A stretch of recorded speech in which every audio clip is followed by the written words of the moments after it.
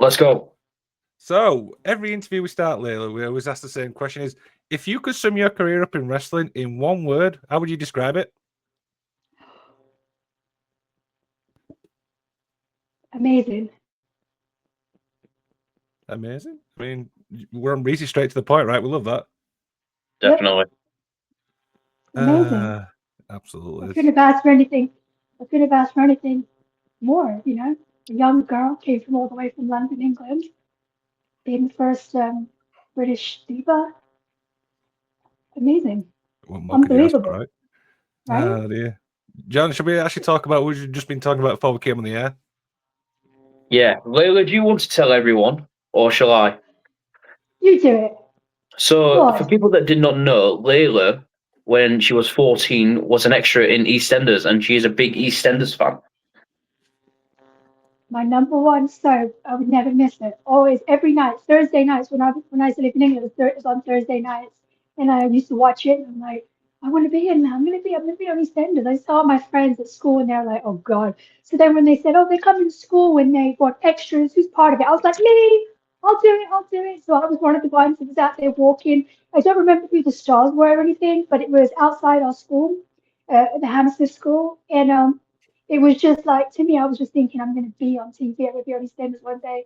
And then I went to a college in Italia Conti, and a lot of um, a lot of the students that I went to school with ended up actually getting roles in EastEnders.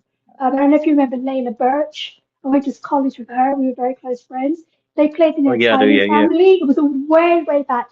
I was so jealous, but in a good way jealous. You know what I mean? I already was out here in the States, but I was so like envious of everyone who was on EastEnders because I wanted to be on it. Even Tiffany, I think Tiffany, she was at Italia Conti's too, and she was a big star there too. So I always wanted to be an EastEnders. I always did. That was one of my goals, one of my dreams. Awesome. I mean, you can't get any better than that, right? Do you know what I mean? I mean, you Yeah, can, because Layla was in WWE, so Absolutely. best of So, both John, worlds. there you go. Absolutely. John, do you want to kick us off? So, yeah, I mean, you go from EastEnders, as you just mentioned, to America. Obviously, Diva Surge. How did that all come about? so when I moved to Miami, I was at Miami Heat Dancer. I don't know if people know that. I was a Miami Heat Dancer, and they had a platform out, social media platform called MySpace. I don't know if you guys are not too young or too old to know about I that. remember MySpace. So, do you remember MySpace? It was Yep. like, was I it like the don't. top friends or something? Yeah, Like you yeah. put your top friends up and stuff? Yeah. So then I remember I was on there and there was a lady that reached out and she was like, we're looking for women, da da da. And I literally laughed it off. Like I just was like, what, wrestling? Like I was like, the way. And then I was just laying in bed one day, and it was the day of the audition, and something told me, get up, go to the computer, and just see what they want. So I did, and then I ended up driving down there. I was late, it was a few hours late because they had a hurricane season, and the lady Jane waited for me. I went in there. The audition was literally 5 minutes, 5 minutes, and then I thought I'd hear anything back, and then I heard back not even 2 days later, and then they were flying me to LA to be a part of the big I think they had like about 1,000 girls there or and they limited it down to I think 30 I want to say and then I made the top 8 and even then I was still like what the hell like what is it had because it was nothing that I actually thought that I would be a part of. Do you know what I mean? Like my mom Mm-hmm. used to watch wrestling. I never did, so I didn't know anything about it except for of course The Rock, you know, and China. So I just was like, I'm just gonna go with it. I didn't think I was gonna get anywhere, to be honest with you. Oh, wow. Interesting. And then you ended up winning it, Yeah, and then the rest is history.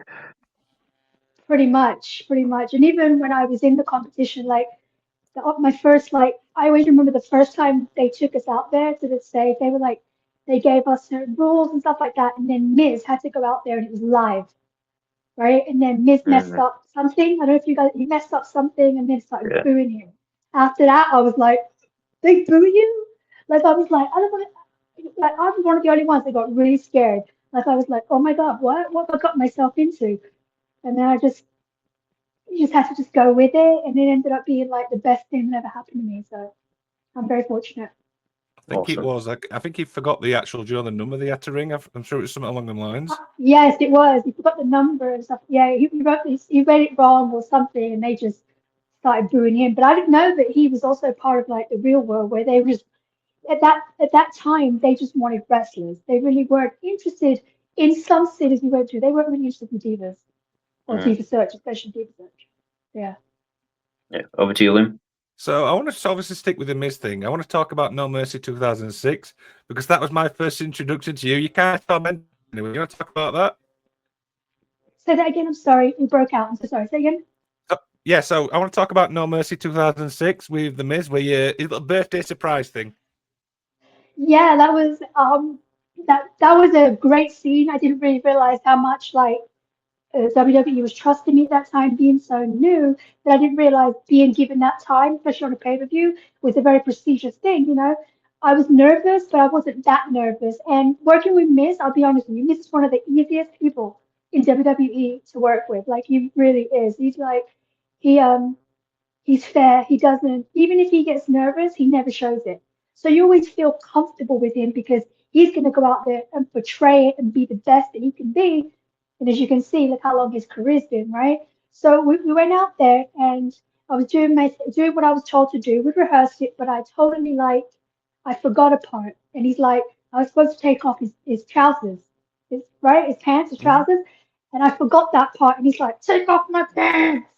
And I don't know what pants was at that time for some reason. I was still used to like trousers. Like I really wasn't like sinking in, so I could hear him going, "Take off my pants, take off my pants," and I totally forgot. So I kind of messed that up a little bit. So a little bit, but I still think it was funny. It was entertaining and stuff like that. And I'm glad that I had like my first like pay-per-view with Miz. So well, it wasn't my first. You know what I mean? My first single like interaction with somebody with Miz on a pay-per-view. So. Absolutely. John, back to you, bro. I mean, his reaction was priceless when, correct me if I'm wrong, the guy that had all the baby oil over him was named Big Dick Johnson, wasn't it? It was. Yes, it was. That was his name. And Yes, I was it was. like, I yeah. don't think that Miz knew. Actually, you know what? I don't remember, but I don't think Miz knew what was in the box. Oh, wow. If I remember clearly, I don't think they told him. Or I don't think they did tell him. From what I recall, I don't think that he knew that was going to be him. That was the surprise. If I remember clearly, because he was a writer. And he did not rehearse with us. That's So, yeah. funny. Really funny. Yeah. So then, obviously, we go from the Miz, and then you are only one of selected few divas to appear on ECW. So how was that, and how did the formation of Extreme Exposé come about? Okay, so I'll just do a little backtracking. So once I won the Diva cert, I didn't get to train. So basically, my contract was you're already on TV, you don't go to developmental, you don't train, you train on the road. We don't really want you to be a wrestler, but we're going to put you out there and wrestle. So I was trying to do an angle with Miz, Crystal Marshall, and myself. So I ended up in a singles match with Crystal Marshall, and it was my first match ever, and it was on SmackDown. And I remember the ref goes, "Go home," and I didn't know what that meant. Like I didn't know what that meant, so I thought "go home" meant was lay down. So I just lay there, and she pinned me, and they're like, "Oh my god!" And I felt so bad. Crystal didn't get to do her finisher, so they were like, "Okay, what are we gonna do with Layla? Are we gonna? She's not ready to wrestle, right? So it's like, oh, we got Kelly, and we were gonna build a dance group. Or what about we just put Layla in there? That way she can train on the road, she can do the choreography, and do the dancing on ECW, and we bring an extra girl, and then she can train while she's on the road." So that's what they did, and it was basically a saving grace for me, because otherwise I don't know what my career would have been like. I think I would have been very injured, or I probably would have been fired within about a year and a half for sure. Oh, wow. Interesting. Yeah. Mhm. Awesome. Over to you. So from then, obviously, you're managing William Regal. How did this come about? Oh my god, I don't even know how that. Like honestly, I was so surprised because William Regal is so prestigious and so respected and in the wrestling business, and then there's just like me, just like um, I guess on ECW, fighting Kelly, whatever. But I think what happened was I think one day we were in England, And Michael Hayes, he was the head writer for SmackDown, and he said they were in the production meeting before every show, and I think he told Vince, Layla's from here. And Vince goes, no, she's not. And he goes, yeah, no, Layla's from here. Layla's British. And he didn't believe it. So then they kind of, after a while, once they realized that I was British and stuff like that, then they thought, oh, William Regal, Layla. And they just kind of just put it together like that. I didn't even pitch it because just like that. Okay. John, back to you, bro. I mean, just to think about your career, Lil, you've done pretty much everything. You've had your little, we'll call it funny moments with The Miz. You've done ECW with obviously dancing with Kelly and Brooke Adams. Then you went on with William Regal. And then obviously you go from there to with Michelle McCool, and then the rest is history. I mean, you couldn't have put two people together that just bounced off each other and had instant chemistry. How did that come about? Oh, wow. Well, when I look back at my first matches, after William Regal, I was brought back to SmackDown, and my first couple of matches I've had were with Michelle on TV. And I remember someone was like, "Wow, like I didn't know what I was doing." You know what I mean? I give Michelle everything. Like I respect her so much. She helped me. She carried me throughout all those matches. Like she went over everything with me, and she basically it was literally trust I had in her was just like I trust her. The minute I met Michelle, I liked her. We liked each other. We were friends, you know. And someone was like, "Wow, you two have really good chemistry together." That was like in 2000, maybe 9 or something like that, and nothing happened. But I guess Stephanie McMahon wanted to do a Mean Girl storyline. She wanted to get two Mean Girls, and they were thinking about Michelle McCool and Alicia Fox. So they had Alicia Fox and Michelle going out there.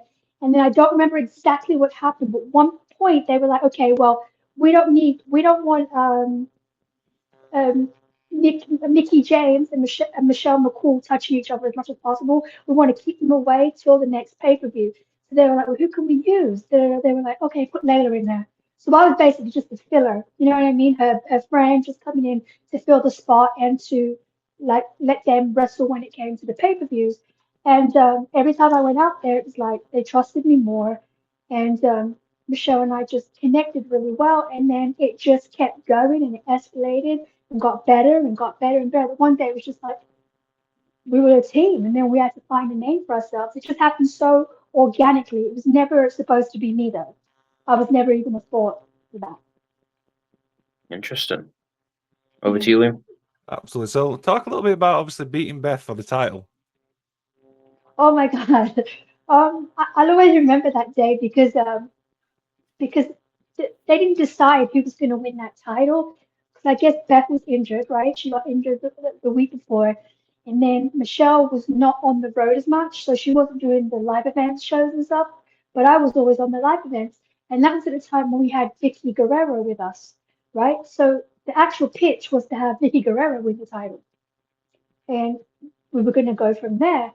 And then Fit Finley, who I have so much respect for, basically trained me. Literally, I wouldn't have a career without Fit Finley, so I have to say that. And he came up and he's like, "Hey, Layla, you win the title tonight." And I was like, "Oh, okay," because he's a jokester. He's always joking around. So I was like, "Okay, fair enough." Waiting the whole time, I never reacted. I couldn't believe it. I was like, "It's not going to happen." And I was still in the ring waiting for it, waiting for the ref or someone to say, "Not really, step out the ring," or something. I was just waiting for it to happen. Then when it actually happened and I pinned Beth, the crowd was like, if you look back, it was like crickets. It was in her hometown too. Like it was in her hometown. Nobody expected me. It was just such a moment that is like I'm so happy and ecstatic for her. And even if people are like, "Oh, but nobody cared that Layla won," that was the best thing that ever happened to me because nobody cared. I was the underdog. Nobody expected me to have any kind of career in wrestling to that level. So it was like, this is great. Like, this is a moment for me. WWE trusts me. They put the title on me. I'm the first British WWE women's champion, the first Arab woman women's champion. So it was just like so much stuff that I was just trying to take in at the same time, though, knowing that was pretty much the beginning of my true WWE career. Like that was the moment where I was like, now I get to really shine and get to prove and show what I can do. And also show WWE, thank you for putting that faith, that trust in me. Now we're going to really have some fun, which we did. I had the best time ever after that. Absolutely. John, back to you, bro. So this is like two questions, but morphed into one. So you've got the formation of LayCool. If I'm correct, it was Batista that came up with that name. And number two. No. Oh, sorry. Whose idea was it to decide to go halves with the women's championship at the time? So half. Oh, sorry, half. It was Batista. You're right. I thought we said the name. Sorry, half. Yes, it was Batista. The name was CM Punk. Okay. Wow. Yeah, he helped us out with that name. Yep. Well, three of us standing outside in the corridor, and someone was like, "You got to get a name." And we're like, "Okay." And then Punk's like, "Come here." And we're like standing over his hamper, and then he's like writing things down. And then we were gonna say Cool Lay because Michelle, let's be realistic, she's the wrestler. She's the strongest one. But everyone was like, "No." And then Punk was like, spelled it out for us. He was like, "No, like this, LayCool." And she's like, "Yeah, just like that." Just a quick one. Have you still got your other half of the women's title? No, I actually don't. I don't have mine. Michelle does, but I don't have mine. Oh, wow. That's interesting. A bit weird. Over to you, Liam. So I want to get your thoughts on obviously the women's division. How would you say it's evolved over the years? Now or even like talking about now? Yes, now. Okay, well now they're actually superstars. They're treated as equals. At some level, I feel like some of them are treated higher than some of the male superstars. And so today, it's like it's a great time to be a female wrestler at this present moment, right? Anyone right now because they're giving you time. They're giving you all the attention. They train you. They train the women amazing. Like they train the women so well now that if you fail, it's kind of like on you kind of thing. You know what I mean? Like there's no excuse for anyone coming from NXT to the big time, the WWE roster. You should flourish. And then look at the women. They're like look at Rhea Ripley. Like you don't look at her as she's a female wrestler. She's a diva. No, she's a wrestler. You know what I mean? She's like a wrestler. She's like equal to any of the boys. Like the only woman I can think that ever had that was China. But I feel like it's magnitude even more because it's not just one female wrestler. Now it's like everyone can have their moment. Everyone can have their shine. And I think they've built some huge stars, huge, amazing stars. And in my era, I would have been so honored to be able to be like, you got 20 minutes for a match. That would have been like, what?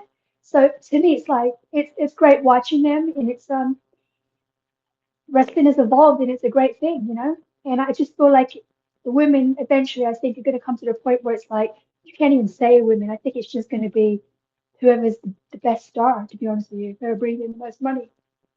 Okay. John, back to you, bro. So correct me if I'm wrong, Lily. In WrestleMania 27, you was in a match with Vicky Guerrero, Michelle McCool, and Dolph Ziggler against Trish Stratus, John Morrison, and Snooki. Snooki, yes, yeah. Yeah. Snooki. Tell me about that match, like, because obviously that's one of the first female celebrities, I would say, that came over, if I'm correct. And how did that match even come together? Well, we weren't told about it how it was going to happen, but I guess Snooki was she was at her highest at that moment. I don't know if do you guys have Jersey Shore out there? Do you guys watch? I don't know, UK. I used to. It's Geordie Shore. The Jersey Shore's the American version. Oh, okay, yeah. So basically, that's what it was, and she was like at her highest peak. Like she was like such a superstar, and they brought her in, and they was just like LayCool, Vicky Guerrero, and it's Dolph Ziggler, and it was John Morrison, Trish Stratus, and Snooki, and that match was like we had such a great time with her. She was awesome, but we ended up before we came out to Gorilla, they were like, go home. On our entrance, they were like, just go home. So that match was completely cut. We didn't get to do anything. That match was completely cut, which is a sad thing because I think that if you would have seen what Snooki was capable of doing, I think it would have given her also more she would probably done a lot more with WWE. But they did cut that match. It was like not even 2 minutes. That's That was just the unfortunate way it was when you was a diva in that era. It was like for the first any kind of time needs to be cut, they just took it off the girls. So, but still lucky that we got out there to do it. You know what I mean? But I think it could have been a lot better if we would have had the time to show what we could do and what Snooki could have done. I think it would have been better. But such is life. That's how it happened. yeah. So that's a shame. Over to you, Liam. So, for obviously your whole career and stuff like that, what's the best piece of advice you got given? The best part of my career. Honestly, I think it was when I first walked into WWE and the Diva search, and they said, "Don't date the guys. Don't get too big-headed, and remember where you started, and save your money." That's what they told us. Yeah. Okay. Not all of us listen to that advice, to be honest with you, but it's like that was definitely the best advice. Like I would totally give anybody going into WWE, and I would also say, if I had to give advice to somebody, I would say, get a mentor in the business. Don't burn bridges with anybody. I think that's the best piece of advice there, Jordan. Over to you, bro. So, who would you say from your 10 years that you was in the WWE, because 10 years is a long time, who would you say is one of the most difficult to work with?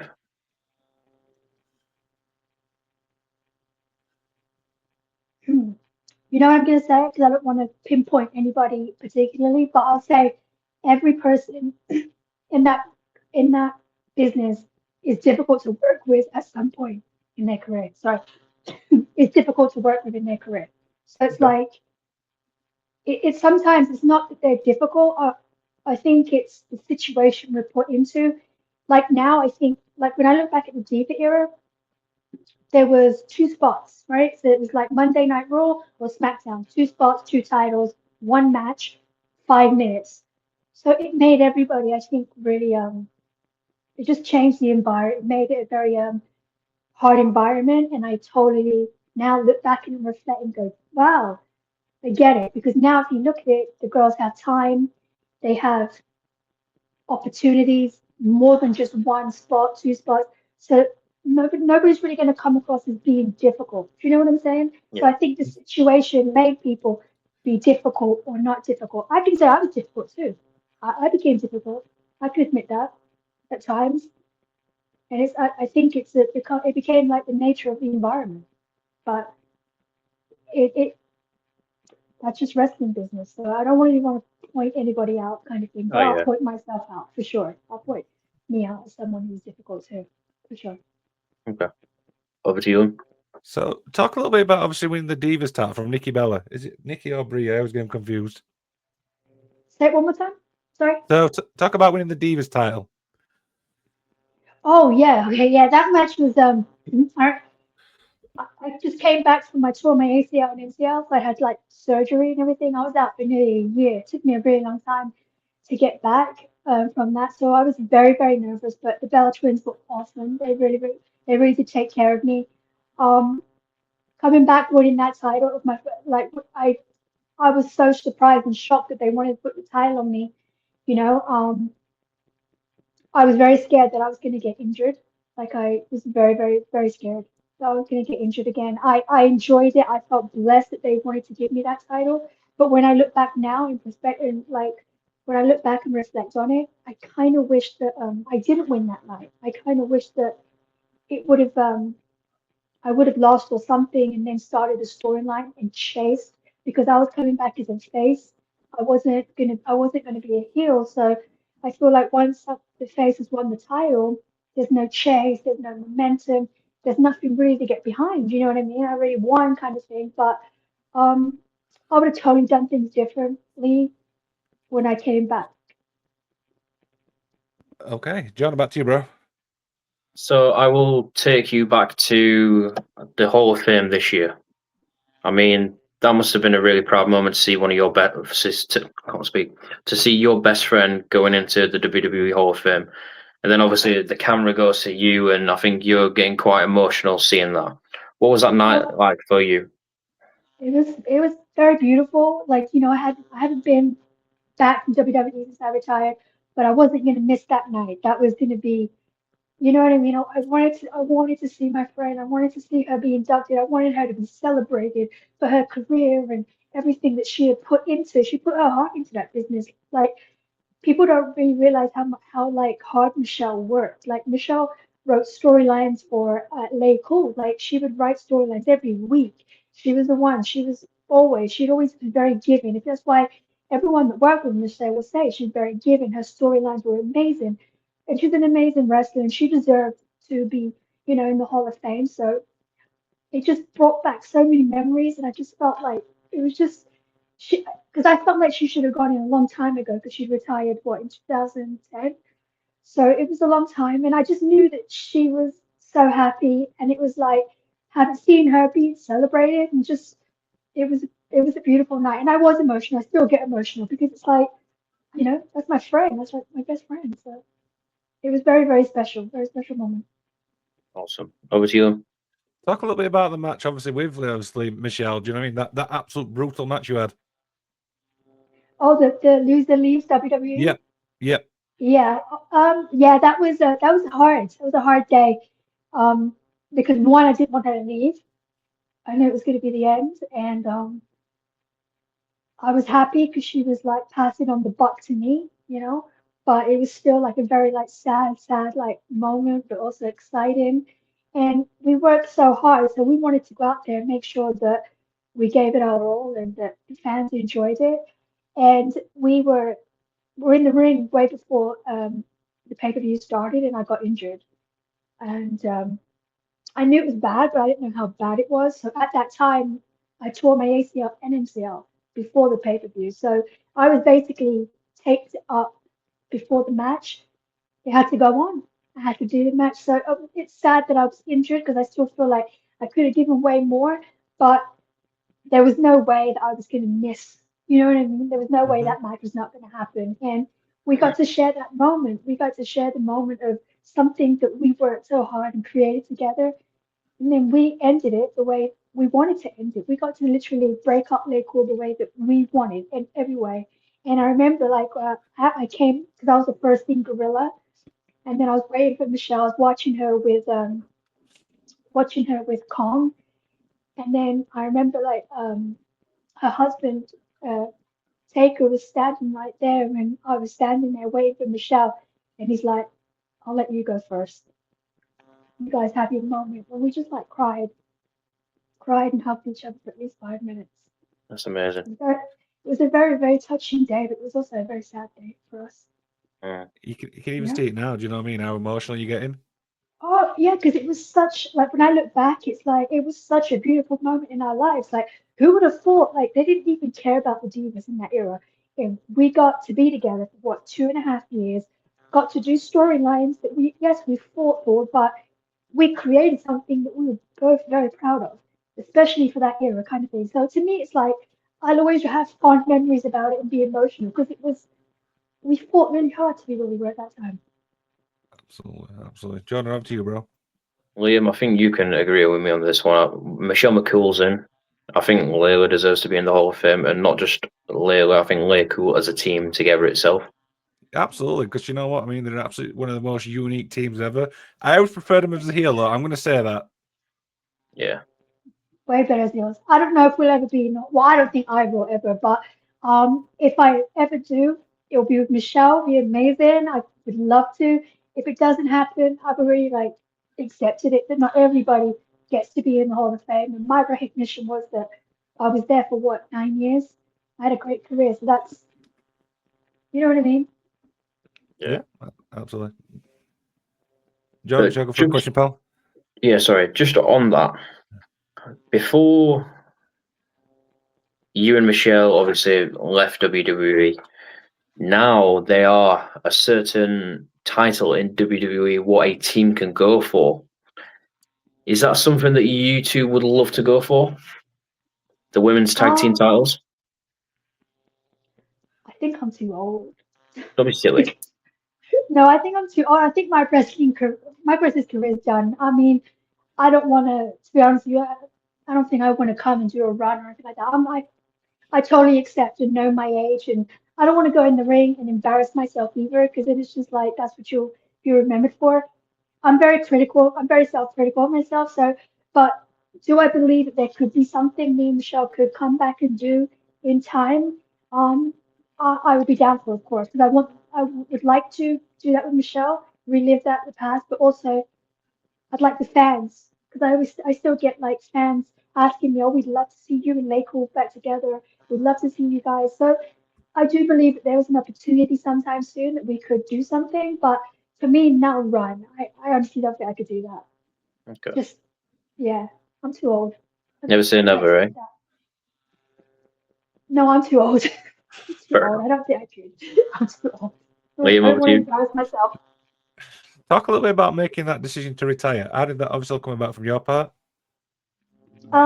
Yes, it was definitely from my part, but it was also like, I think WWE were like, okay, like, you know, what else are you gonna do? You know what I mean? Like, being an agent, like Diva, it's like, you have to you come to that point naturally when you're a woman, and you're just like, okay, well, I'm not that anymore, so what am I gonna do? And I pretty much done everything I could possibly think of with WWE that I could have attained at that time. You know what I mean? Like, what else was I gonna do? That, there really wasn't much, and to be honest with you, the schedule was quite grueling. Like, it was exhausting.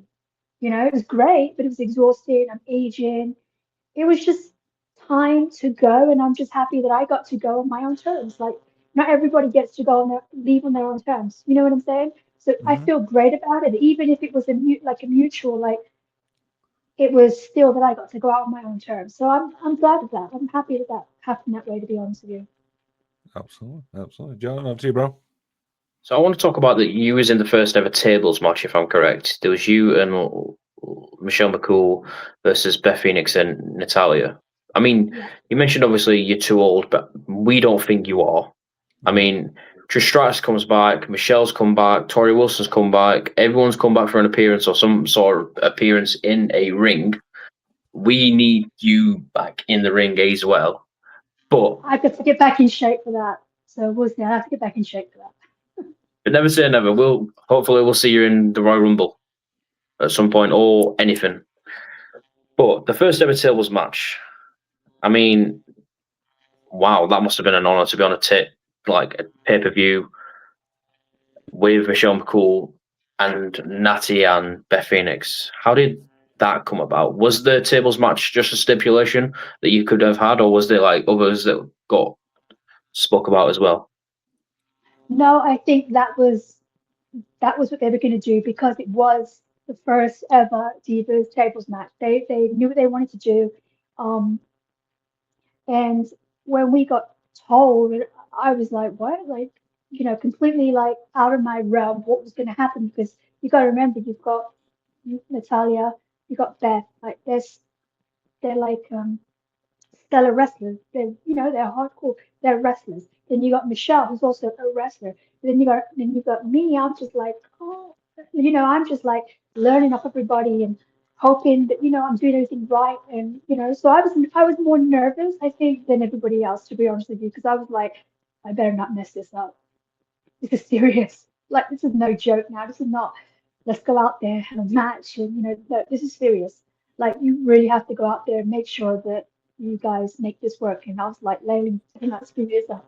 Like, you know what I mean? So I was nervous. I think the vibe from the other girls, I think they were very excited. And as a collective, we wanted to prove a point. We wanted it to be good, because we knew they're giving us this opportunity. If we mess this up, that's it. So we had to always make sure that we delivered. And I feel like that match, when I watched it back, and I feel like we did deliver. I felt like it was a great moment in Diva history. If you look back, it was a great moment. And the one thing that happened in that match that I don't think people really knew was that Michelle and I, when we got thrown into the table, it was supposed to break. But they didn't do anything to the table. They didn't, like, like fix it or make it easier to break. They were like, nah, you guys got it. So once we hit the tables, and might I say that was like the biggest like uh, ouch moment. Like I remember like it didn't break. I looked at Michelle and I looked up and I saw Natty up there, and then I saw I think the ref. I want to say it was John Cone. He was just like everyone's because we knew it was supposed to happen. We were all like this, like wide eyed, like stuff. And Natty, she got up there and she splashed us. Ended up being a better ending than what we could have ever imagined or wanted. So it was a great moment. I'm sure in everybody's career that was in that match. Yeah, most definitely. Over to you, Liam. So one thing we've not talked about is working with Fandango. How did that come about? So Summer had to go work. Summer Rae had to go work or something. I don't really know what happened. And they were looking for a dancer. And I wasn't doing anything at the time. I was in the locker room, and I think one of the writers said that someone was like, "Oh, Layla can dance," and they were like, "Okay." So then they just put me out there. They're just like, "Put this outfit on. Can you do it?" And I don't think that was supposed to be anything, and it just ended up being a storyline for a while. So it was just they needed a dancer kind of thing. And again, I was able to dance. They just threw me in. And straight to the point. I love it. John, about to you, bro. So, who would you say from your time in WWE doesn't get the credit that they deserve? Wow. You mean their credit now? Yeah. I think quite a lot of women, to be honest with you, from my era, right? Is that what you're referring to? Mm. Yeah, I'd have to say from my era, it would have to be Melina for sure. I don't think she gets enough credit for what she did. Um, Eve Torres too. Like, she did a lot in the Divas division. People say me, but I'll say myself too, but I don't really like want the credit, but I think myself, I'm trying to think, let me see who else. I think Natty gets credit, but I still think she deserves more than what she's getting, to be honest with you, because she's still there like the longest she did. She's like the longest reigning diva. Yeah, she's been there about 20 years, Um, isn't it?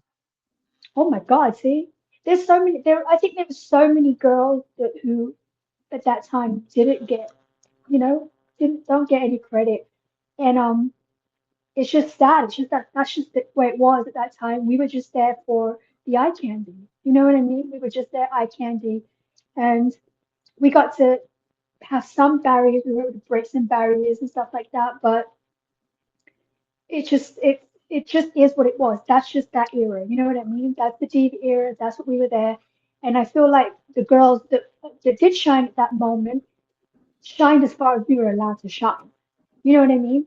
So, Yeah. but I think, yeah, I'm trying to think if there's anybody else I'm missing. I'm sorry. Candice Michelle, I don't think she gets as much credit as what she deserves. Maria Kanellis, you know what I mean? There's just Yeah. girls that I feel So like, many. there's so many because I feel like the people look at the Diva era like it was a bad thing, but it's like, I don't think you guys quite understand what we had to fight for. We weren't they didn't want us to wrestle. They really didn't want us to wrestle. And they even held back the girls. There were times where they were like no punches, you know, they were like slap, hair pulls. Um, what else did they say? There was certain things that happened. Even Michelle and Melina had a match on a pay-per-view once, and I remember we had a meeting afterwards, and because they did so well in that match that they were told, no, you need to put it back. No, they did not want us to shine or to outshine the guys at that time. That was just it. They just didn't want to have it. There were certain things that we could have done that were way, better than what we were given, but it just wasn't our time, and that was just the era.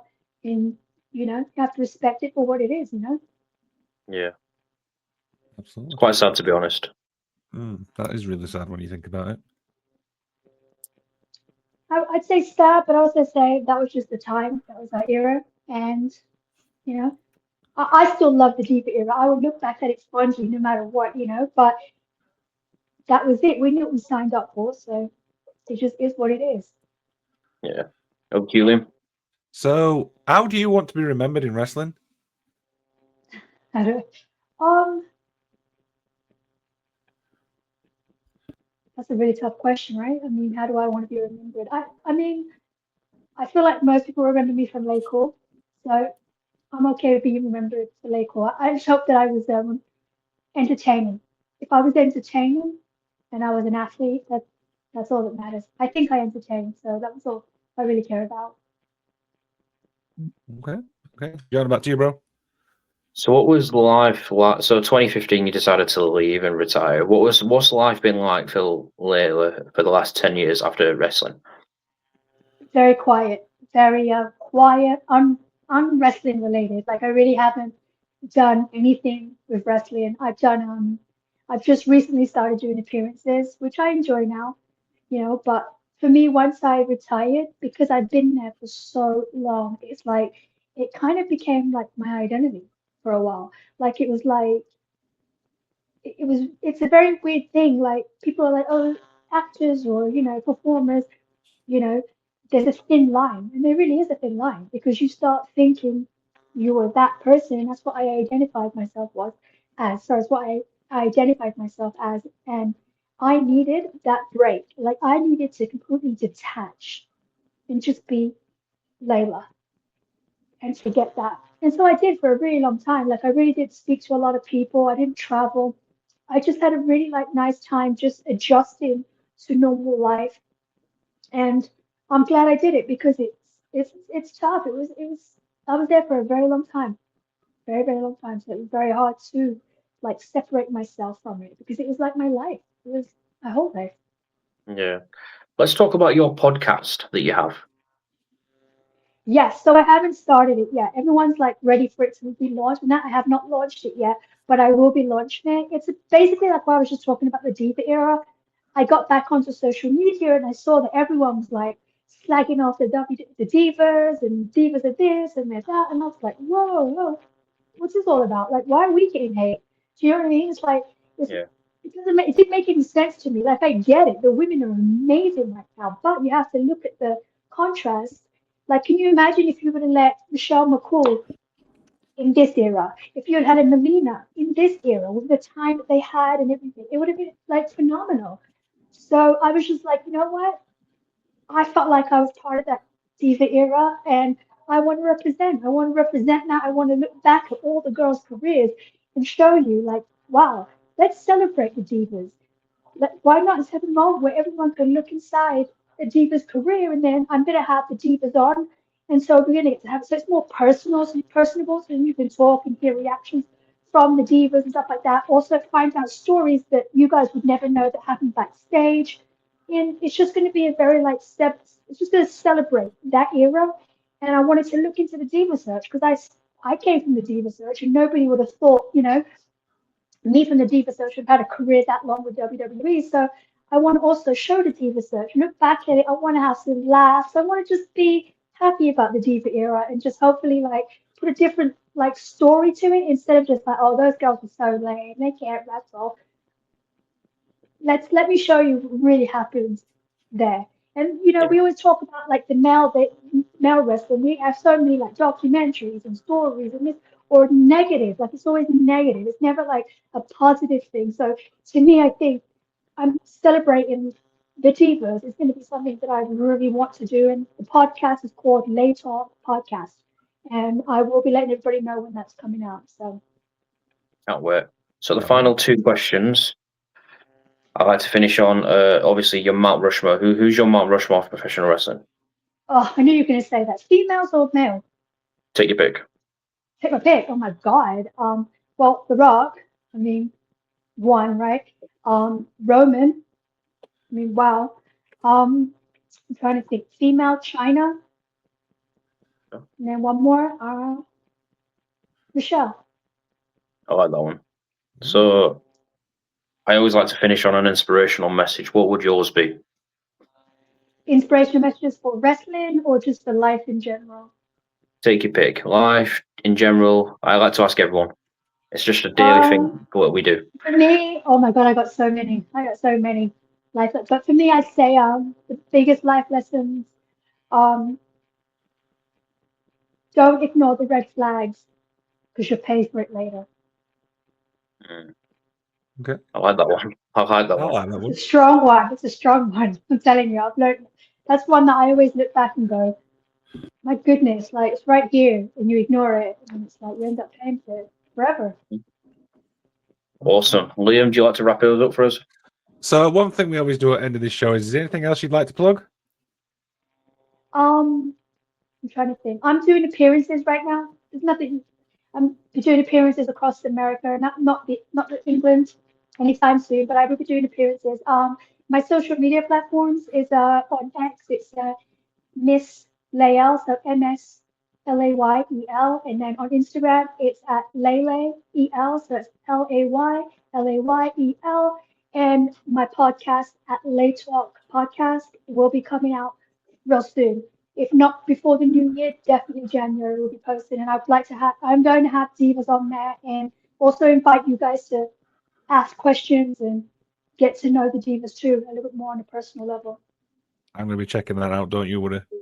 Thank you. Thank you. Definitely. Layla, on the behalf of me and Liam, I do appreciate your time. Thank you for coming on. I hope you enjoy it and have a lovely rest of your day. Thank you so much, guys. It's been great. Right. Everyone else, take care of yourself. Bye. Just Thank you. watch it.